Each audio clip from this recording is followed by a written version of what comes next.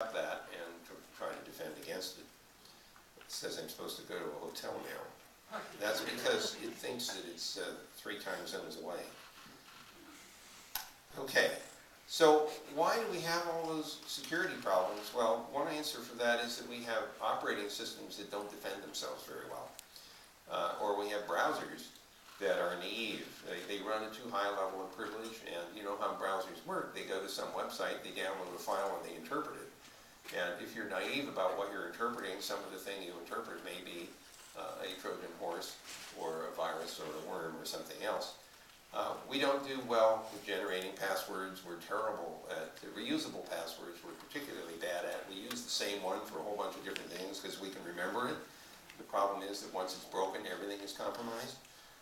And when we use really strong passwords, we can't remember them, so we write them down, people find them. We mess up configurations. This is probably the most embarrassing and worst thing about these kinds of online systems, and that is that it's possible to misconfigure them by accident very easily. Some of the most embarrassing and widespread disasters in my recollection on the internet have not been the result of somebody compromising the system. It's because somebody just messed up a configuration and they couldn't tell. And so if you were looking for a really interesting dissertation topic, it would be to ask, how could I tell that a configuration is harmful? How could I? It's easy if the parameter is out of range. I mean, that's the trivial case. The harder case is that this particular constellation causes half of the network to disappear, or causes this website to go away. We had an example of that in Pakistan, where something on YouTube was unacceptable to the Pakistani administration, and they wanted to shut off access to YouTube in Pakistan. No, they're a sovereign country, they're free to do that, except that the method they happened to use cut off YouTube's access to half of the internet. And they claim that wasn't on purpose. So the point here is it was a misconfiguration error. I don't know what to do about that, to be honest with you. It's just really, really hard. So one thing you'd like to do is to try to minimize the amount of configuration that's needed in order to get the system to work. The other thing, which is a disturbing evolution in the internet world, which will have a direct impact on the smart grid, is that it's not just hackers that will cause trouble. Originally, that's all it was hackers trying to show that they could do something that because you had failed to prevent them from doing it. But now we have organized crime, and we have the potential for state-sponsored cyber warfare, which could be targeted at the systems that make the smart grid work. So we have really serious work to do. In some ways, it's outside the purview of most of our working groups. It's certainly outside the purview of the governing board, except for one thing.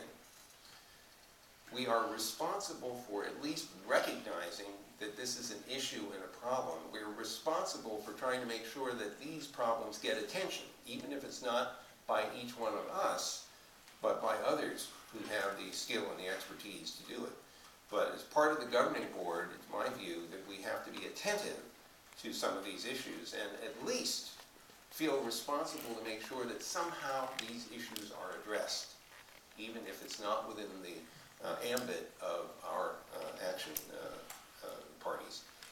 Privacy, I've already sort of mentioned. There are lots of things that privacy is very hard to come by these days.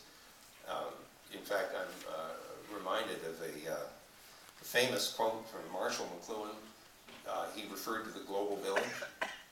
Now, he was referring to connectivity among people, but I don't know about you, but I lived in a little village of 3,300 people in Germany for 6 months, and there was no privacy in this little village. Particularly the post office operator knew who was sending mail back and forth to everybody. He also knew who was making phone calls, because in those days, this is like 1960, people didn't have phones at home.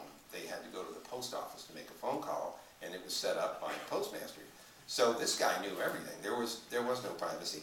So here we are. I'm sure that Marshall didn't really mean it this way, but now that we have the internet and we have this global system of connectivity, we have a global village in which there isn't very much privacy, and so I guess we shouldn't be surprised. And yet, we should care a great deal about trying to protect that.